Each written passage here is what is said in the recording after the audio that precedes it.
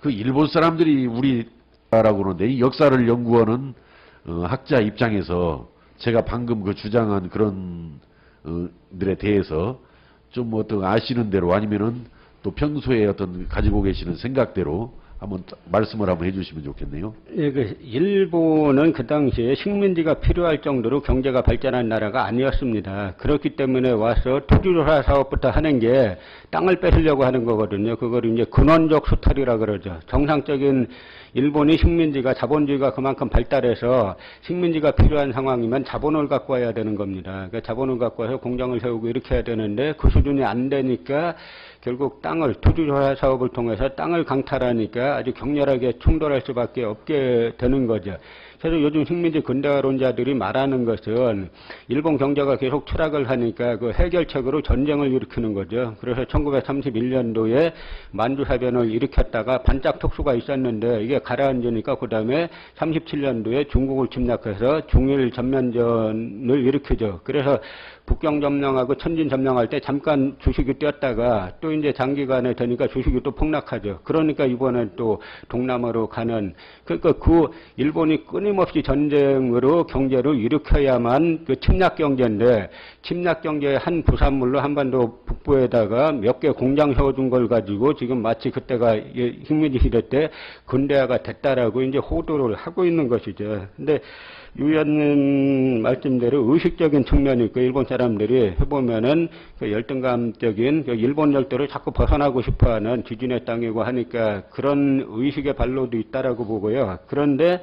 현재까지 일본이 저런 군국주의 사관을 청산하지 못하는 이유는 구조적 인적 문제가 있다고 저는 생각합니다. 왜냐하면 이 아베의 외조부인 기시노부스케, 아베의 집안에 A급 전범이 3명이나 있어요. 그 중에 한 명은 야스쿠니에 합사되어 있습니다. 그러니까 아베의 시각에서 볼 때 처음에 미국이 일본을 점령하고 나서 도쿄 국제전범재판소를 여는데 여기에 아베의 외조부인 기시노부스케도 A급 전범으로 체포돼 들어갑니다. 원래 A급 전범은 사형이나 종신형을 당해야 되는데 미국의 그 당시 국동아시아 정책이 그 중국의 국민당 정권이 들어서는 걸 전제로 하고, 그래서 국민당 정권이 그 공산주의 세력을 막는 걸 전제로 하고 아시아 정책을 짰는데, 그 중국에서 모택동이 승리를 하니까 급격하게 정책을 전환하는 게 일본을 갖다가 반공의 보루로 삼게 되죠. 이걸 갖다가 역코스라고 하는데요.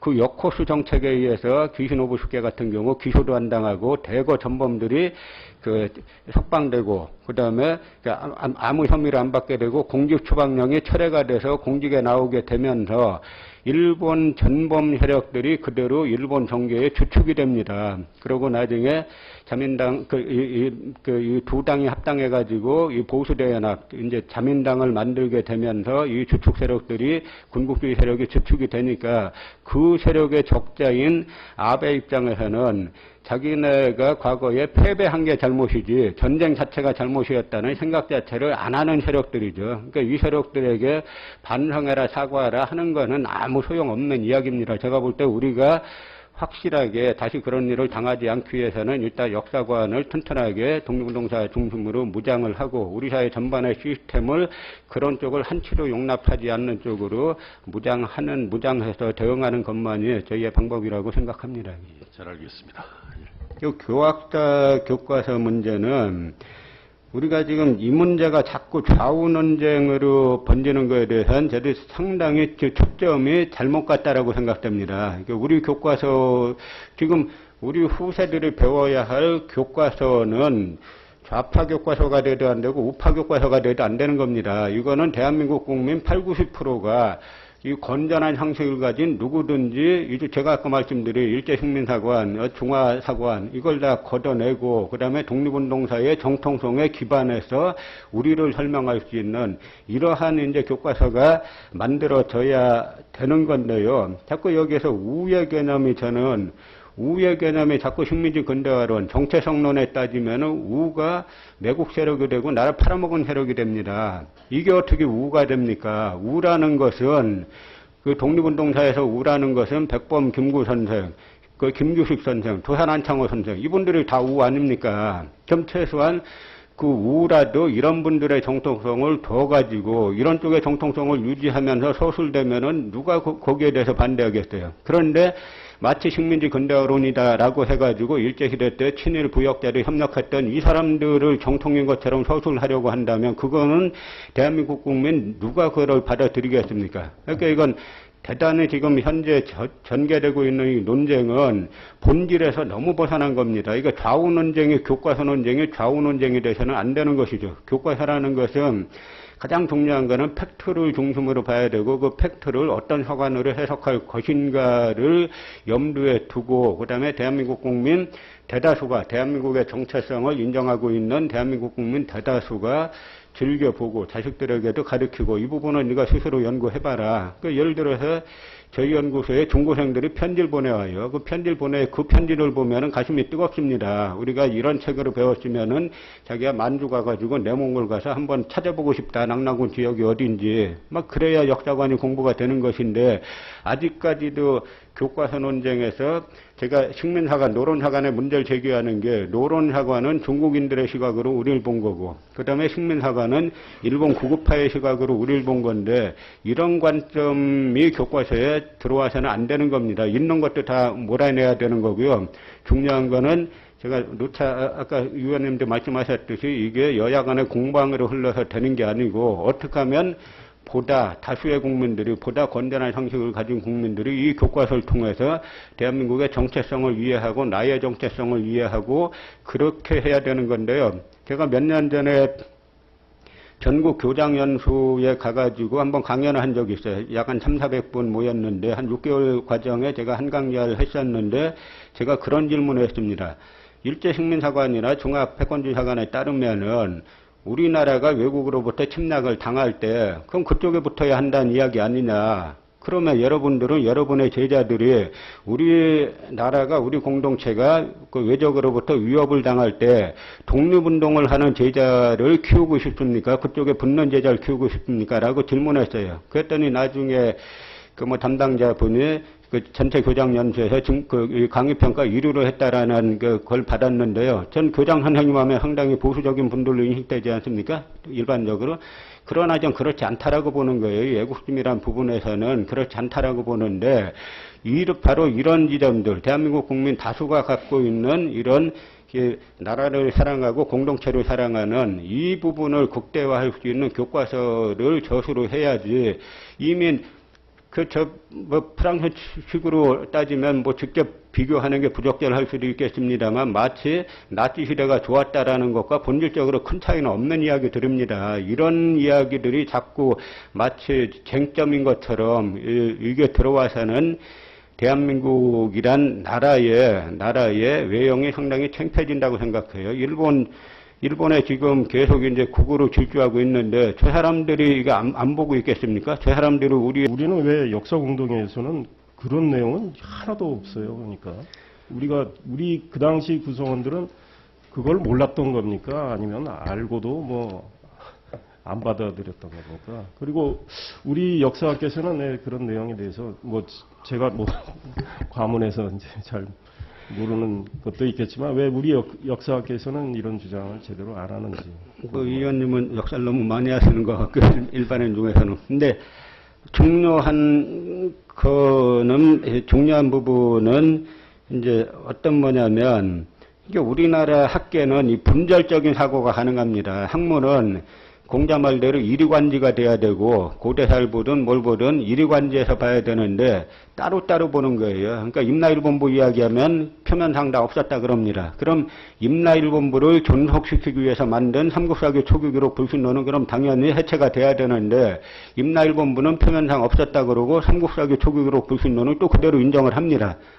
그러니까 이 두 가지를 묶어서 패키지로 사고해가지고 판단을 하면은 아까 제가 보여드린 저런 논리는 존재할 수가 없는데 따로따로 분절적으로 사고하니까 이게 되는 건데 우리에게 분절적 사고로 심어준 것이 바로 조선총독부죠. 끊임없이 전공을 만들고 전공 내에서도 역사하는데 역사 내에서도 한국사, 서양사, 동양사로 나누고 한국사 한다 그러면 한국사에서도 뭐 하냐. 그럼 고대사, 중세, 고대 뭘로 나누고 중세에서도 뭐 전공이냐 해서 그 부분만 딱 하게 나눔으로써 울타리를 침으로써 전체적인 관점을 못 갖게 만든 게 조선 총독부 교육 방침의 큰 그 줄거리입니다. 그래야 전체를 보면 잘못된 총독부 체제를 비판하게 되기 때문인데요.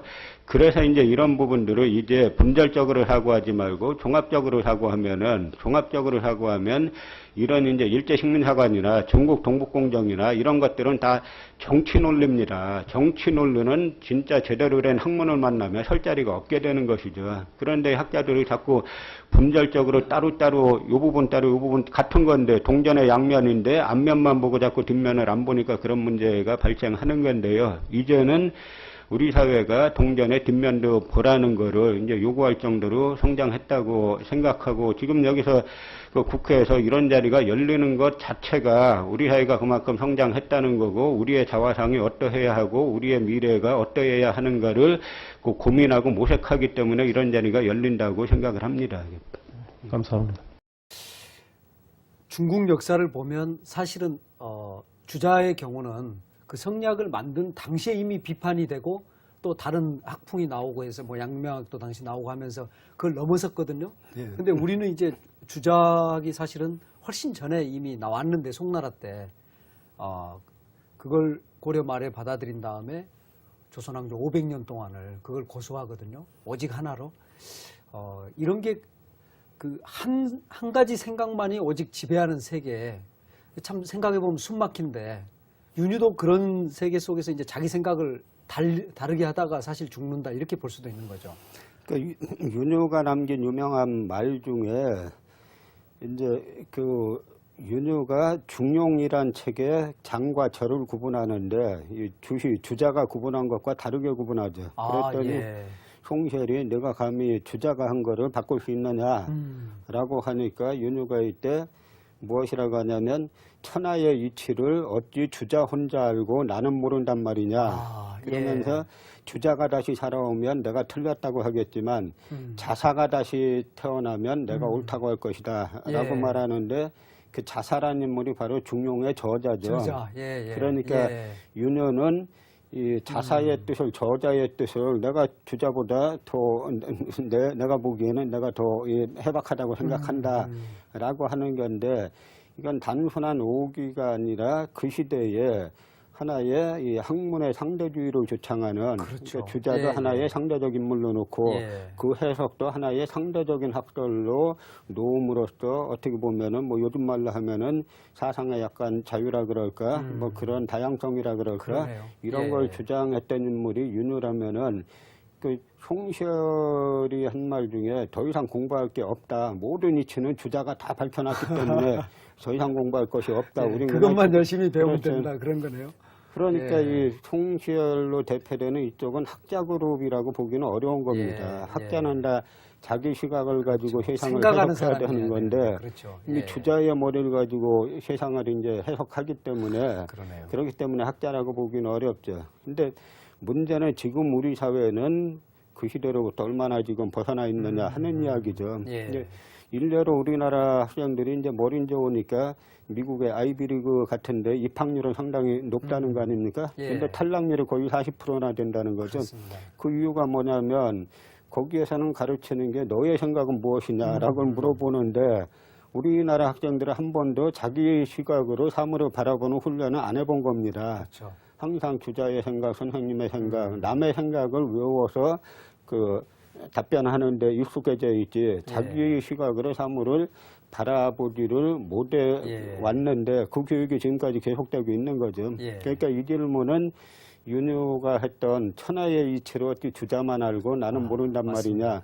라는 이 질문은 그 시대에만 통하는 질문이 아니라 바로 지금 우리 시대에도 그대로 던지는 질문이라고 봐야 되는 거죠. 그러니까 자기 시각으로 봐가지고 앞만 봐도 그게 맞다 하면 받아들여야 되는데 지금 무조건 이제 외우는 체제 아닙니까? 그러니까 이런 체제 가지고는 이런 그러니까 말하자면 인문학 체계 이런 체계 가지고는 우리가 그야말로 선진국으로 가기가 상당히 어려운 거죠. 그러니까 선진국이라는 나라는 전부 다 사고의 다양성을 중시하는 나라들이죠. 창의성도 사실은 이제 사고의 다양성을 말하는 건데 한번 제가 가끔 묻습니다. 여러분, 그 대한민국 국가교과서를 읽고서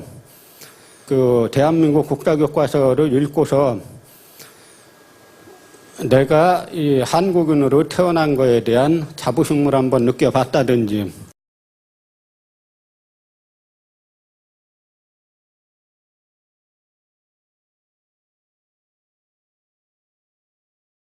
아니면 나의 전국 교과서를 읽고서 가끔 묻습니다. 여러분, 그 대한민국 국가교과서를 읽고서 내가 이 한국인으로 태어난 거에 대한 자부심